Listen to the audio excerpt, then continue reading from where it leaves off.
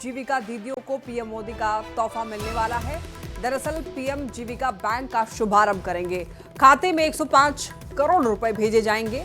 दिल्ली से पीएम मोदी इसकी शुरुआत जो है वो करने जा रहे हैं। जीविका निधि शाखा सहकारी संघ का उद्घाटन होगा और इस पहल से क्या होगा, कम ब्याज पर संस्था जो है वो लोन देगी जीविका से जुड़ी हुई महिलाओं को। तो महिलाओं को स्वरोजगार में इससे मदद मिलेगी। केंद्र और राज्य दोनों से मदद मिलेगी।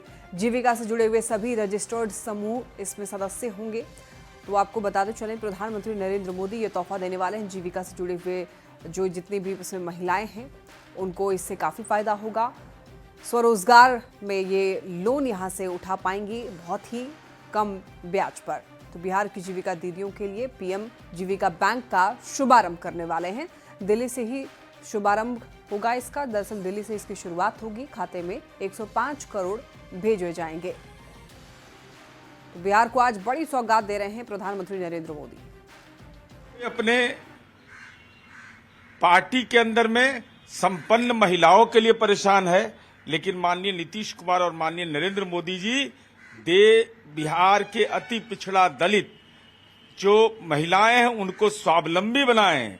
राजनैतिक स्वावलंबन के लिए नहीं, आर्थिक स्वावलंबन के लिए। और देश में हम नंबर 1 हैं। तो आदरणीय प्रधानमंत्री जी की इस कार्य योजना के बाद तो हमारे डंका और बजेगा। तो देखिए, प्रधानमंत्री नरेंद्र मोदी का ये तोहफा जीविका दीदियों के लिए खास तौर पर है। जीविका से जुड़ी हुई जो महिलाएं हैं उनको कम ब्याज पर लोन देगी सरकार। इससे वो स्वरोजगार करने में उनको मदद मिलेगी और इसी वजह से इसकी शुरुआत होने जा रही है। पीएम जीविका बैंक का शुभारंभ करने वाले हैं। दिल्ली से इसकी शुरुआत होगी और खाते में 105 करोड़ रुपए भेजे जाएंगे। आपको ये जानकारी दे दें, केंद्र और राज्य दोनों से मदद मिलेगी। जीविका से जुड़े हुए सभी रजिस्टर्ड समूह सदस्य होंगे। जीविका निधि शाखा सहकारी संघ का उद्घाटन आज किया जाएगा। कम ब्याज पर यह संस्था जीविका से जुड़ी हुई महिलाओं को लोन देगी।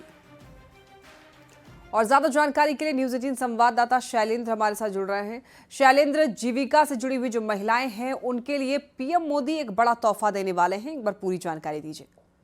हाँ बिल्कुल, देखिए प्रधानमंत्री नरेंद्र मोदी आज वर्चुअल तरीके से बिहार से जुड़ेंगे और उस कार्यक्रम में मुख्यमंत्री नीतीश कुमार के साथ साथ उप मुख्यमंत्री और बिहार सरकार के कई मंत्री भी शामिल होंगे। और सबसे बड़ी बात है कि इस कार्यक्रम के जरिए प्रधानमंत्री नरेंद्र मोदी 105 करोड़ की राशि जो है वो जीविका निधि में ट्रांसफर करने जा रहे हैं। सरकार ने जो बिहार राज्य जीविका निधि सहकारी संघ जो बनाया है उसका शुभारंभ भी किया जाएगा और इसमें 105 करोड़ की जो राशि है वो प्रधानमंत्री नरेंद्र मोदी ट्रांसफर करेंगे। तो एक बड़ा मौका है बिहार के लिए, क्योंकि बिहार में जिस तरीके से महिला सशक्तिकरण के लगातार काम किया जा रहा है और प्रधानमंत्री नरेंद्र मोदी जब भी बिहार आ रहे हैं तो जिस तरीके से बिहार को सौगात दे रहे हैं तो उसमें एक बड़ी उपलब्धि भी है कि जीविका समूह को और महिलाओं को बिहार में सशक्त करने के लिए सरकार ने एक बड़ा फैसला लिया है और अब 105 करोड़ राशि भी आज उस जीविका निधि में ट्रांसफर किया जाएगा, जिससे कि जो सरकार की जो योजनाएं हैं वो योजनाओं पर काम किया जा सके। तो एक बड़ा मौका है जिसमें प्रधानमंत्री वर्चुअल तरीके से दिन के 12 बजे जुड़ेंगे। मुख्यमंत्री आवास में पटना में कार्यक्रम होगा, जहां पर तमाम जो मुख्यमंत्री और दोनों उप मुख्यमंत्री के साथ साथ बिहार सरकार के ग्रामीण विकास मंत्री श्रवण कुमार मौजूद होंगे और वर्चुअल तरीके से प्रधानमंत्री नरेंद्र मोदी दिल्ली से इस कार्यक्रम में जुड़ेंगे। जी बहुत धन्यवाद आपका इन तमाम जानकारियों के लिए शैलेंद्र। बढ़ते हैं खबरों में आगे। इस वक्त एक बड़ी खबर मिल रही है। आज नीतीश कैबिनेट की अहम बैठक होने वाली है। देखिए, सुबह 10:30 बजे का समय है जब बैठक होने वाली है और बताया जा रहा है कि कई अहम एजेंडे पर मुहर लग सकती है इस बैठक के दौरान। तो आज नीतीश कैबिनेट की बैठक होने वाली है। समय सुबह 10:30 बजे रखा गया है जब बैठक होगी नीतीश कुमार की। और आपको बताया ये जा रहा है कई अहम एजेंडों पर मुहर लगने की संभावना है इस बैठक के दौरान। अब देखना होगा किन किन फैसलों पर मुहर लगेगी आज के इस बैठक के बाद। तो कैबिनेट बैठक महत्वपूर्ण बैठक है ये और इसके नेतृत्व जो है मुख्यमंत्री नीतीश कुमार करने वाले हैं।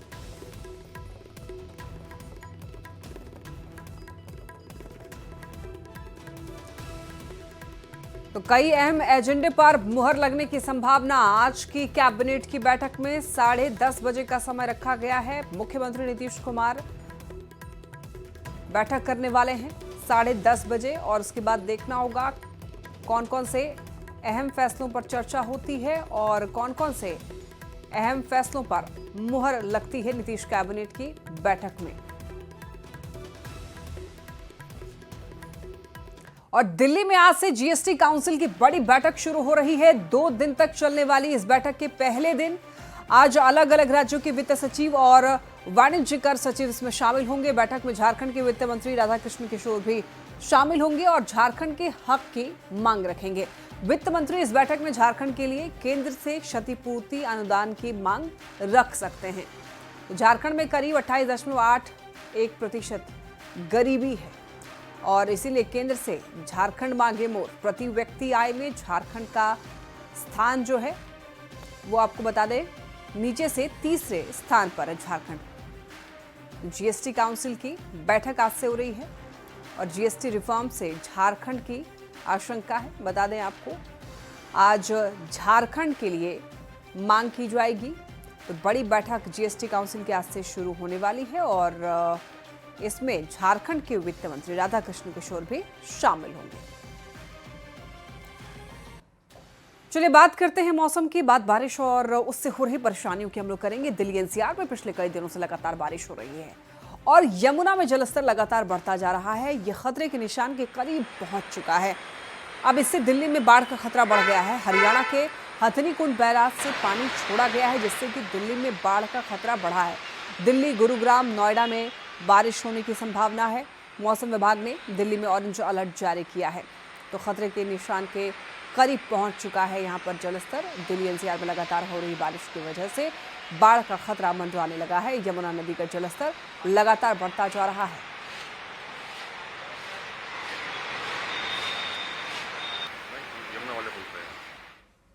और अब बात करेंगे शिमला की। देखिए खोटकई से लैंडस्लाइड का एक डरा देने वाला वीडियो सामने आया है। एक घर पर देवदार के बड़े बड़े पेड़ जो है वो गिर गए। दूर खड़े लोग जो है खतरे को भांप गए थे तो उन्होंने ये सारा मंजर अपने कैमरे में कैद कर लिया है। और इतना ही नहीं, यहाँ पर वो आवाज देकर लोगों को आगाह भी करते रहे। वहां से भागने के लिए वो लोग चिल्लाते रहे, लेकिन इतने में एक के बाद एक 3 बड़े बड़े पेड़ घर पर गिर गए। हालांकि गनीमत ये रही कि इसमें किसी भी तरह की कोई जनहानि नहीं हुई है। ये जब तस्वीर आप देखेंगे तो आप सहम जाएंगे, डर जाएंगे। हट जाओ हट जाओ हट जाओ हट जाओ हट जाओ जल्दी। आ गया। और अब बात करते हैं पंजाब की। पंजाब में भी इस समय बाढ़ ने विकराल रूप ले लिया है। लगातार हो रही भारी बारिश के बाद हालात पंजाब में भी बिगड़ गए हैं। पंजाब के 100 से भी ज्यादा गांव पानी में डूब चुके हैं। कई परिवार अपने ही घरों में कैद हो चुके हैं, जलकुंभी बन गए हैं। प्रशासन और सेना के जवान दिन रात राहत और बचाव कार्य में जुटे हुए हैं। लोगों को किसी तरह की कोई परेशानी ना हो, इसके लिए मान सरकार के मंत्री अब जमीन पर उतरे हुए हैं। लोगों को राहत दी जा रही है, मदद पहुंचाई जा रही है, लेकिन यहाँ पर बाढ़ ने विकराल रूप लिया है। तबाही का मंजर देखने को मिल रहा है। 100 से भी ज्यादा गांव ऐसे हैं जो कि पानी में डूब गए हैं। कई लोग अपने घर छोड़कर कहीं और जाकर रहने के लिए मजबूर हो रहे हैं, तो कई लोग अपने ही घर में जलकैदी बनकर रह गए हैं, क्योंकि हर तरफ पानी ही पानी देखने को मिल रहा है। अब आप देखिए, ये महिला है और लगभग कमर तक पानी पहुंच चुका है। घर में सारा सामान जो है वो बर्बाद हो चुका है। ये पंजाब की तस्वीर आप देख पा रहे हैं। और अब बात करते हैं पाकिस्तान के पंजाब की। पाकिस्तान के पंजाब प्रांत में बाढ़ से हालात बद से बदतर होते जा रहे हैं। भीषण बाढ़ में छतों पर फंसे लोगों को ढूंढने के लिए ड्रोन का इस्तेमाल किया जा रहा है। बाढ़ प्रभावित इलाकों से अब तक 8,50,000 से भी ज्यादा लोगों को सुरक्षित जगहों पर पहुंचाया गया है। मुल्तान और झांग जिलों में बाढ़ के पानी में से होकर अपना सामान जो है वो सड़कों और ऊंची जगहों पर पहुंचा रहे हैं लोग। सुरक्षित जगहों पर लोग पहुंच रहे हैं। पंजाब प्रांत पाकिस्तान का जो है वहां पर भी बाढ़ से हालात खराब हैं और हिंदुस्तान का जो पंजाब है वहां पर भी स्थिति जो है काफ़ी ज़्यादा बाढ़ की वजह से भयावह है। लगभग 100 गांव उधर डूब चुके हैं। इधर पाकिस्तान के पंजाब में भी बाढ़ से हालात बदतर है, ख़राब है। अब आप देखिए, कमर से ऊपर तक यहाँ पर पानी जो है वो देखने को मिल रहा है। ज़रूरी सामान लेकर के लोग जो हैं वो सुरक्षित जगहों पर पहुंच रहे हैं ताकि वो सुरक्षित रह सकें। अब आप देखिए कि यहाँ पर नाव भी नहीं है, किसी तरीके से जुगाड़ लगाकर ये लोग एक जगह से दूसरी जगह जा पा रहे हैं।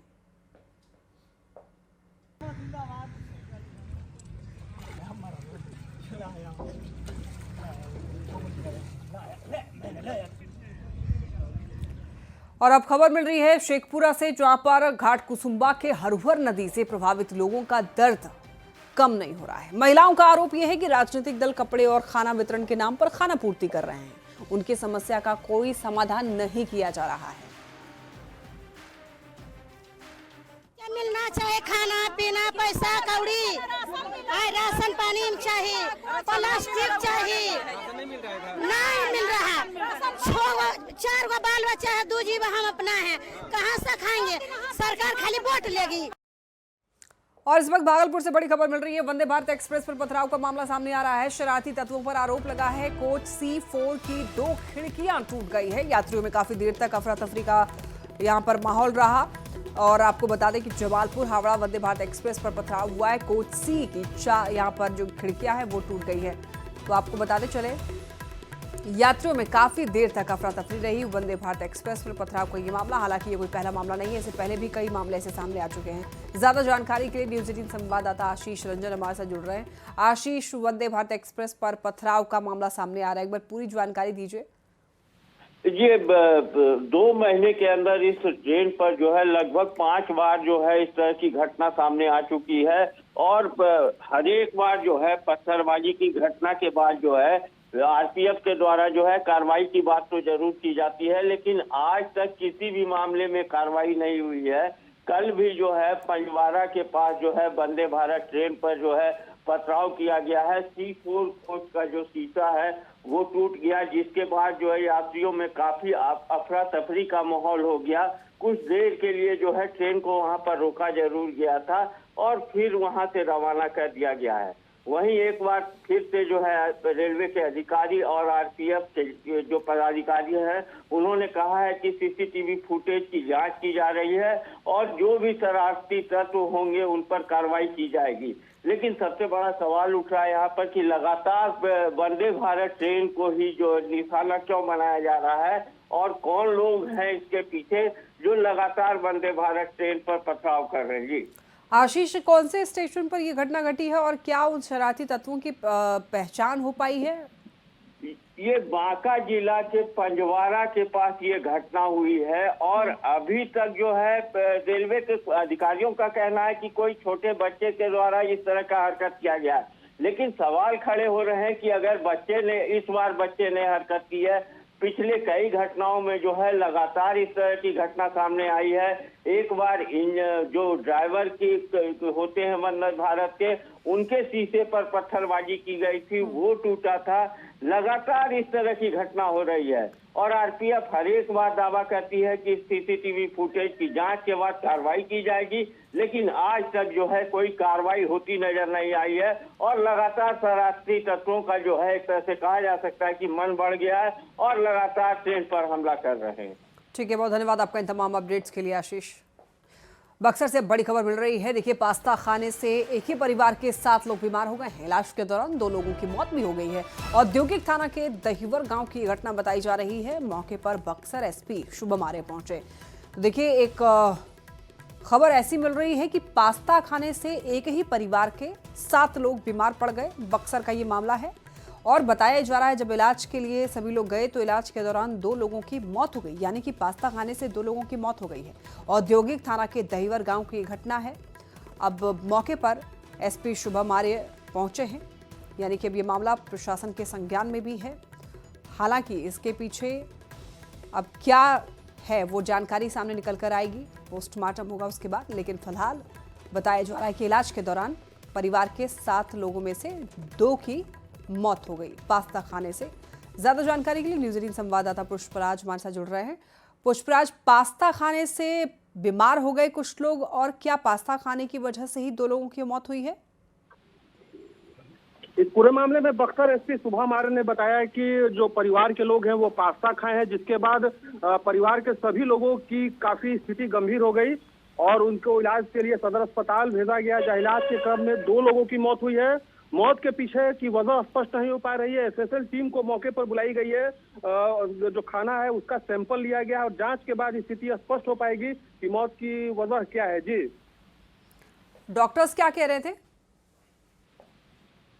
जो डॉक्टर मौजूद थे, डॉक्टर ने कहा कि ये पॉइजन का मामला लग रहा है, क्योंकि जिस तरह से सभी को उल्टी हो रही थी और जो सभी लोग जो गए थे इलाज के लिए, सभी की स्थिति काफी क्रिटिकल हो गई थी। तो डॉक्टर भी सबसे पहले सभी को बचाने की कोशिश कर रहे हैं और इसी दरमियान 2 लोगों की मौत हुई है। फिलहाल सभी का इलाज चल रहा है। जी, तो कब का ये मामला है पुष्पराज, और कितने घंटे के बाद 2 लोगों की मौत हुई?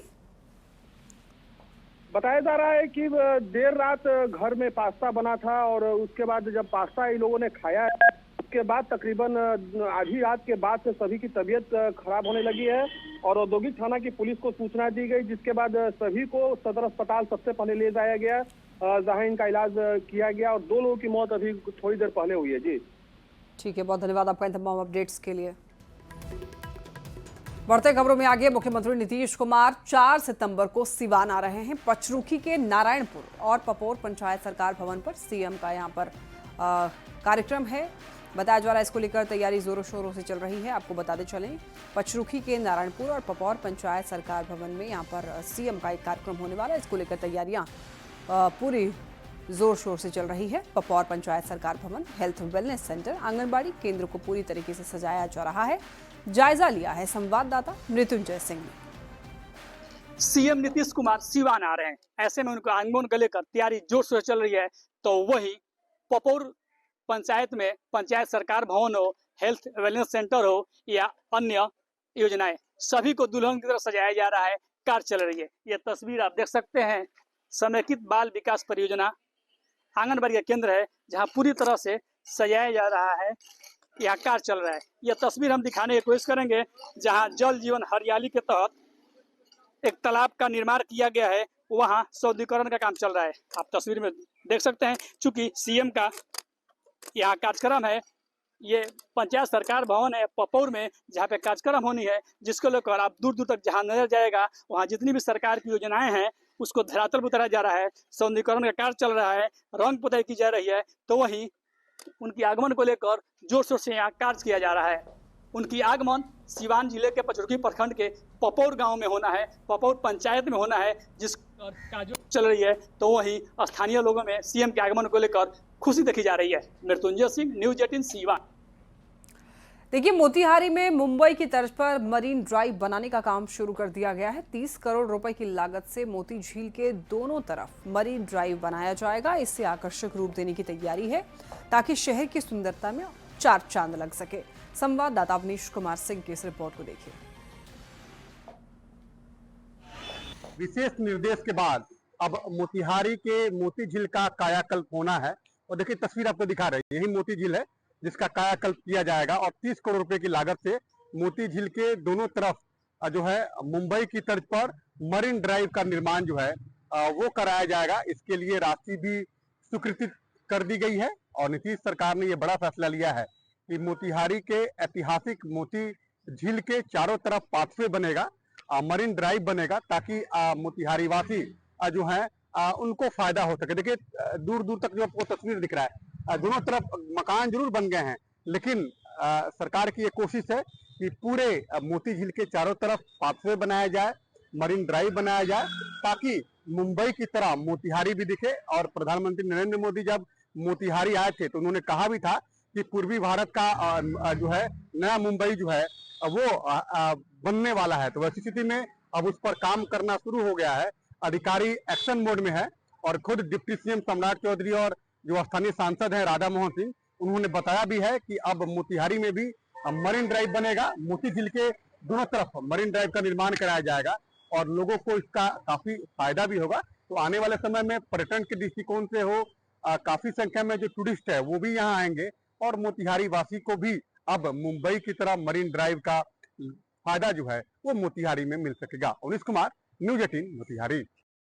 दानापुर के खगौल के दल्लूचक से चोरी का लाइव वीडियो सामने आया। चोरों ने शटर उखाड़कर दुकान से लाखों की चोरी कर ली। ये घटना सीसीटीवी कैमरे में कैद हुई है और इसमें 6 चोर देखे जा सकते हैं। शटर काटकर दुकान से चोरी का मामला सामने आया है। लाखों रुपए की चोरी कर ली गई है। एक सप्ताह में 2 बाइक की जो चोरी हो चुकी है और कल रात की घटना है 2 बजे की कि यहाँ से हमारे बगल में शटर उखाड़ कर करके और जो है सो कुछ लोग जो है सो सामान की चोरी कर लिए हैं। उनका इलेक्ट्रॉनिक्स का दुकान है। सीतामढ़ी के कई पंचायत में खेल मैदान का निर्माण कराया गया। एक खेल मैदान पर 10 लाख की राशि खर्च की गई थी, लेकिन देखरेख के अभाव में खेल मैदान की स्थिति खराब है। पंचायत प्रतिनिधियों ने खेल मैदान की देखरेख की कोई व्यवस्था नहीं कराई है। ज्यादा जानकारी दे रहे हैं संवाददाता राकेश रंजन। ग्रामीण इलाकों में खेल प्रतिभा को बढ़ावा देने के लिए राज्य सरकार के द्वारा एक अनूठी पहल की गई थी। उस पहल के तहत प्रत्येक पंचायत में एक खेल मैदान का निर्माण कराना था, जिसके तहत सीतामढ़ी जिले के भी दर्जनों पंचायतों में खेल मैदान का निर्माण कराया गया और प्रत्येक खेल मैदान के निर्माण पर 10 लाख रुपए की राशि खर्च की गई। आपको तस्वीरों के जरिए हम दिखाने की कोशिश करते हैं कि इस खेल मैदान के तहत basketball court, badminton court, football court और रनिंग ट्रैक का निर्माण कराया गया है। लेकिन हम आपको तस्वीरों के जरिए दिखाने की कोशिश करते हैं कि महज 3 से 4 महीने में ही खेल मैदान की स्थिति क्या होकर रह गई है, आप देख सकते हैं। पंचायत प्रतिनिधियों के द्वारा इसका निर्माण तो करा दिया गया, लेकिन देख रेख की कोई व्यवस्था नहीं है, जिसकी वजह से चारों तरफ जंगल झाड़ उपज आए हैं और इसकी उपयोगिता पर अब सवाल खड़ा हो रहा है। न बच्चे यहाँ पर खेलने आते हैं और ये लावारिस हालत में यूं ही पड़ा रहता है। तो आप देख सकते हैं सरकार के द्वारा इस योजना पर करोड़ों रुपए पानी की तरह बहा दिए गए और बेहतर तरीके से खेल मैदान का निर्माण भी कराया गया, लेकिन खेल मैदान की उपयोगिता पर अब सवाल खड़े हो रहे हैं। और ये भी कहा जा सकता है कि खेल मैदान के लिए जो स्थल का चयन किया गया वो लोगों के सुविधाजनक नहीं था। शायद यही वजह है कि खेल मैदान जहां जहां बनाए गए हैं वहां पर वो किसी भी इस्तेमाल में नहीं आ रहे हैं। राकेश रंजन, न्यूज़ 18 सीतामढ़ी। खबर लगातार जारी है, आप देखते रहिए न्यूज़ 18 बिहार।